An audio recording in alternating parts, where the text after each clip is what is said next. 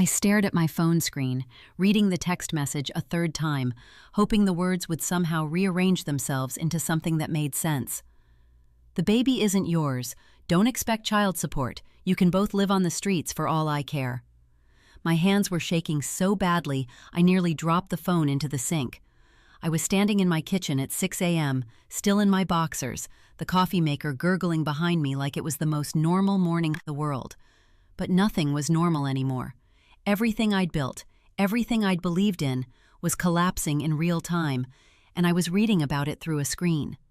That message was from Jennifer, my wife, the woman I'd spent the last 8 years building a life with.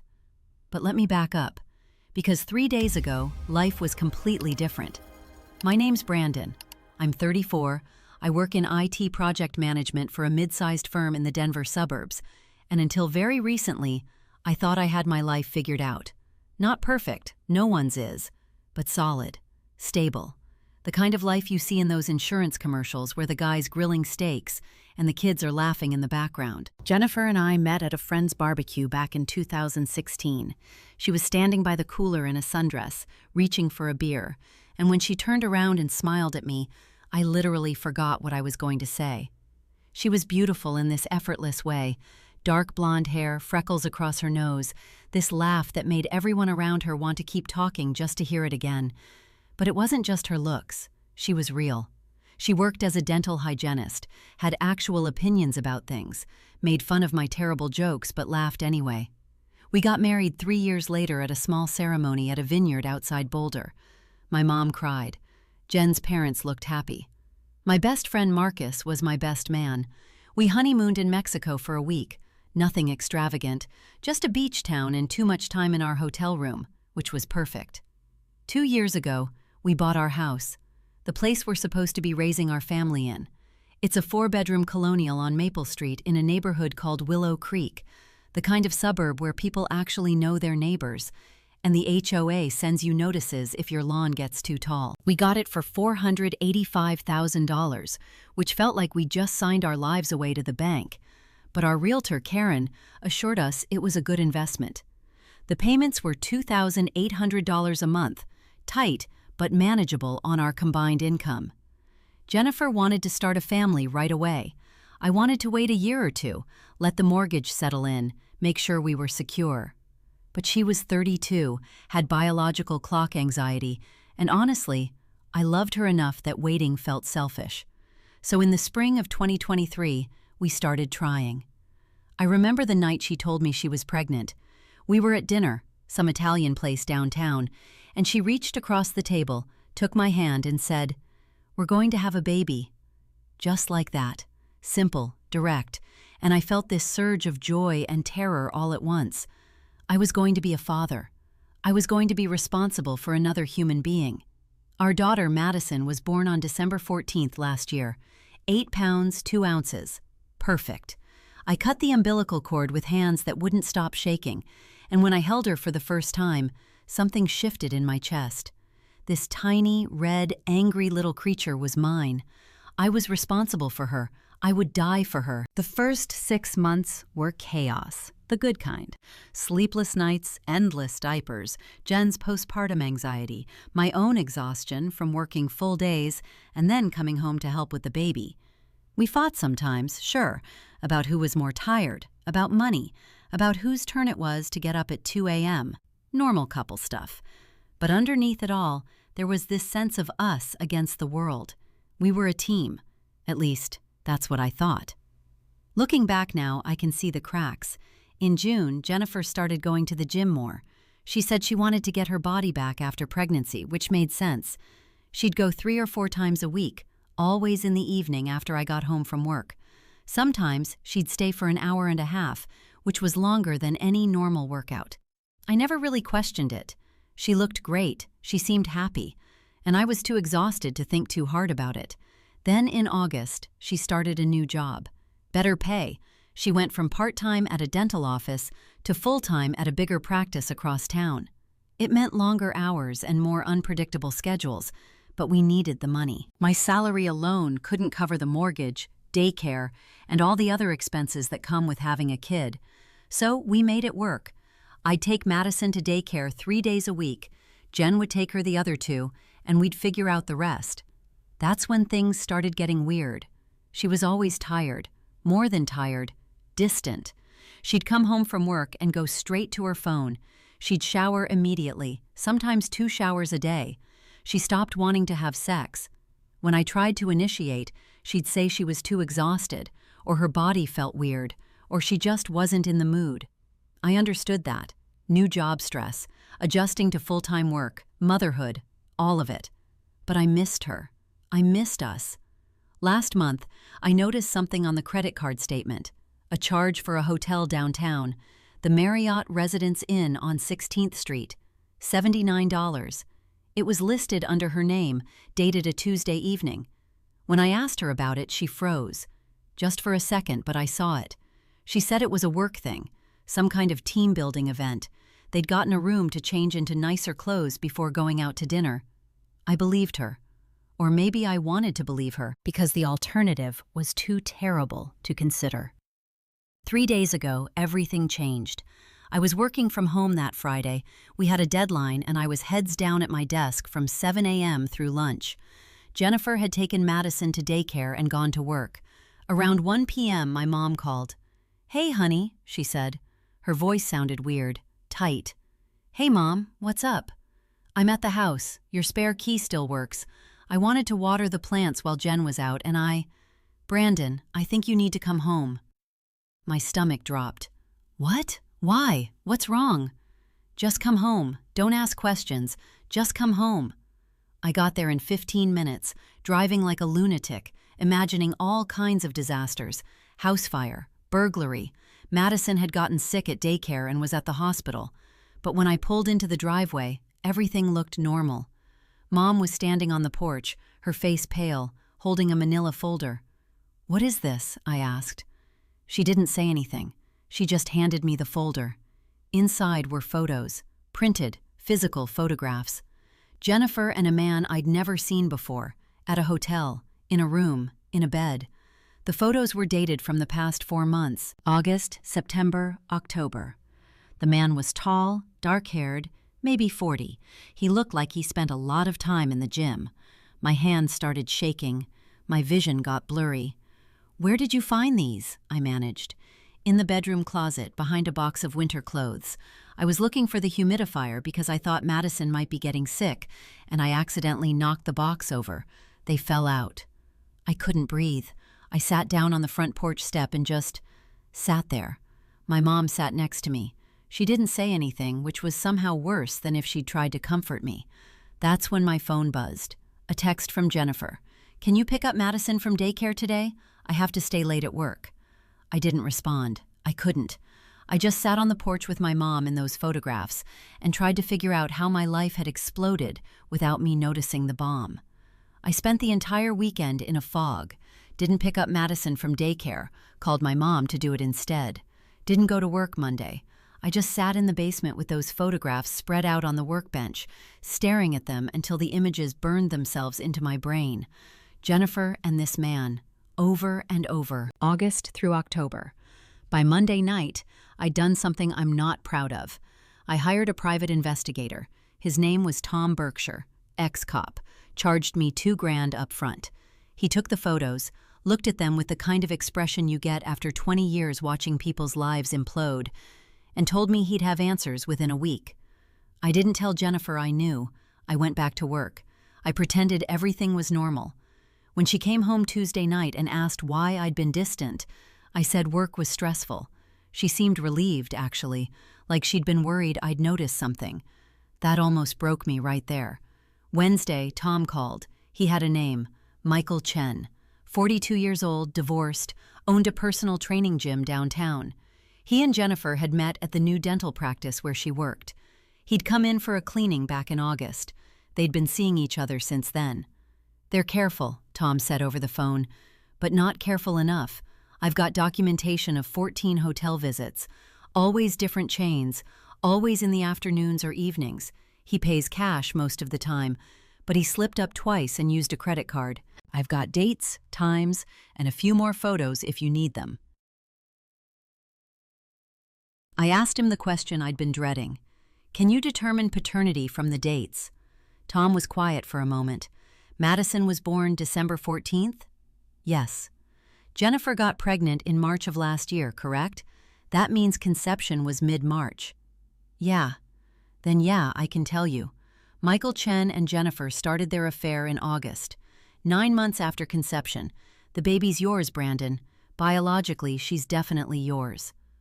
I don't know why I started crying then. Maybe because the only thing holding this family together was the fact that Madison was actually mine. Maybe because even that small mercy felt cruel given everything else. Friday morning, I called a divorce attorney. Her name was Linda Voss, and she worked out of a glass office building downtown. She charged $350 an hour. During our first consultation, I handed her the photos, the hotel documentation, Tom's report, and credit card statements showing Jennifer's pattern of absences. Linda laid everything out on her desk and looked at me straight in the eye. "This is going to be ugly," she said. "But you've got documentation. You've got a pattern. You've got proof of infidelity. In Colorado, that doesn't automatically affect custody, but it can affect child support calculations and spousal support. The fact that you have physical evidence and a professional report means we're not going in blind." "I want Madison," I said. "I want full custody." "We'll fight for it, but prepare yourself. She'll fight back. And her attorney will argue that you're an involved father, but that's not enough to remove the mother from the picture entirely. We're looking at a best-case scenario of joint custody with you as the primary residential parent. Worst case, you're looking at 50-50 with child support obligations." "What about that text message where she said the baby isn't mine and told me not to expect child support?" Linda's eyebrows went up. "You have that?" "On my phone." "That's gold," she said. "That shows intent to deny paternity. That shows awareness of her affair and deliberate deception. If she's claiming the baby isn't yours while simultaneously telling you to pay for her, that's indefensible." I served Jennifer with divorce papers on a Tuesday evening. I'd moved out to a temporary apartment, a one-bedroom in Westminster, that cost $1,400 a month and smelled like the previous tenant's cat. I hired a process server because I was too much of a coward to do it myself. Jennifer called me at 11 p.m., screaming, "What the hell is this? Brandon, what are you doing?" "I know about Michael," I said quietly. The line went silent. I could hear her breathing. "I don't know what you're talking about," she said finally. "The photos, the hotels, the fact that you told me not to expect child support because the baby isn't mine, which is interesting because she is mine, biologically. I got a paternity confirmation, so you were lying about that too." "Brandon." "Don't," I said. "Don't explain, don't lie, just don't. I've got a lawyer, Linda Voss. She's going to be contacting you about custody and support. Madison stays with me Monday through Friday. You get her weekends, pending the custody evaluation." "You can't do this." "I can. I did." I hung up. The next 2 months were a nightmare of legal filings, custody evaluations, and depositions. Jennifer hired her own attorney, a woman named Patricia Hoffman, who specialized in family law. Patricia's strategy was simple: paint me as a controlling husband who'd isolated Jennifer, who'd forced her into financial dependence, who was now using his financial advantage to weaponize custody. It was all bullshit, but it was effective bullshit. The custody evaluator, Dr. Susan Martinez, visited both our homes. She interviewed me, Jennifer, our parents, my boss, Jennifer's boss, the daycare workers. She wanted to understand Madison's routine, her attachment to each parent, the stability of each household. My apartment was small but clean. Madison had her own room. I'd set it up with a twin bed, a dresser, toys, books.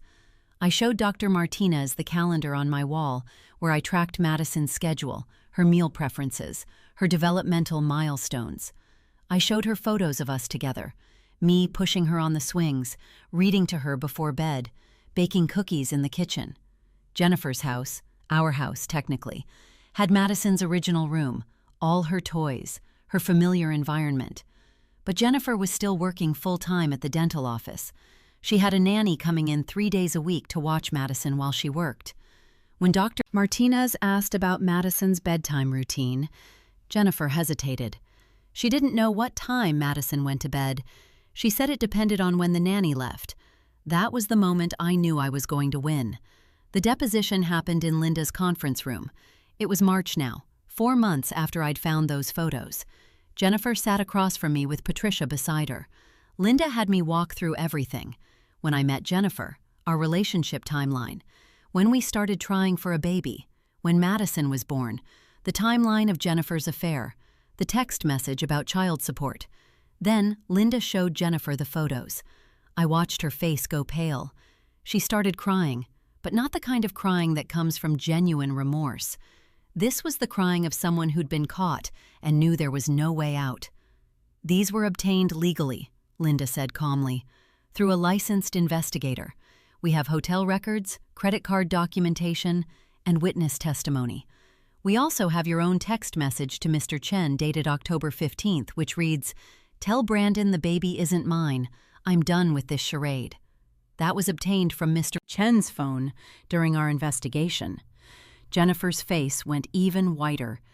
"You had no right to," Patricia started. "My client had every right," Linda cut her off. "These are communications directly relevant to the determination of paternity and child support obligations. They're admissible." The settlement came 3 weeks later. Jennifer agreed to joint custody with me as the primary residential parent.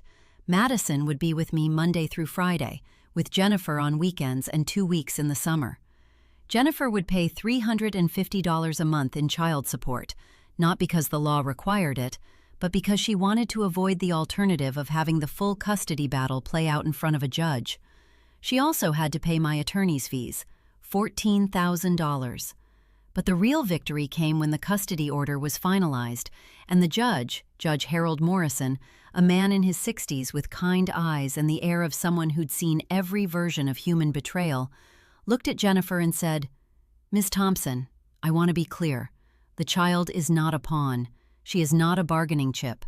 Her father has demonstrated consistent, engaged parenting. The evidence suggests you have been less than forthright about your own circumstances and your commitment to this child's stability. I'm granting primary custody to Mr. Henderson with the conditions outlined in the settlement. I expect you to honor this agreement completely." Jennifer nodded, not looking at me. I picked up Madison from daycare that Friday and took her to the park. We sat on a bench and I watched her play in the sandbox while I thought about everything that had happened. The house on Maple Street was still in both our names, but we'd agreed to sell it. The equity would be split, roughly $240,000 each after the mortgage was paid off. I was going to take my half and buy something smaller, just for me and Madison, somewhere without the weight of all those memories. My mom called me that night. "I'm proud of you," she said, "for how you handled this, for putting Madison first." "I almost didn't," I admitted. "I almost tried to keep the house, keep everything we'd built. I almost let anger run the whole show." "But you didn't. You did the right thing." 6 months later, I closed on a small 3-bedroom ranch on the other side of Denver. $220,000. It needed some work, new paint, new flooring, but it was ours. Madison's room had yellow walls and a window that looked out onto the backyard. I built her a sandbox identical to the one in the park. Jennifer still pays the child support. We're civil now, in that way divorced people with kids have to be. We text about Madison's schedule, her school activities, what she needs. It's not warm, but it's functional. Madison's 4 now. She doesn't remember the chaos. She knows her mom and dad live in different places, and that seems normal to her because it's all she knows. Sometimes I wonder if I should have fought harder for Jennifer, if I should have tried counseling or given her another chance. But then I remember those photographs, and I remember the text message, and I remember her trying to convince me the baby wasn't mine. I'm dating someone new, a woman named Sarah I met at the gym, which is ironic, given everything.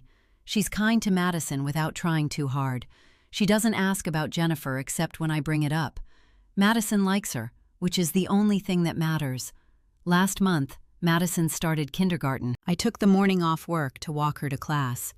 She was wearing a backpack that was almost as big as she was, holding my hand, excited and nervous all at once. When we got to her classroom, she turned to me and said, "Daddy, will you come get me?" "Always," I said. "I will always come get you." And I meant it in a way I'd never meant anything before. Not just the literal promise of picking her up from school, but the deeper promise that I would never abandon her, never betray her trust, never make her doubt that she was wanted and loved and safe. That's the thing about hitting rock bottom. Sometimes you land on solid ground and realize you're stronger than you thought.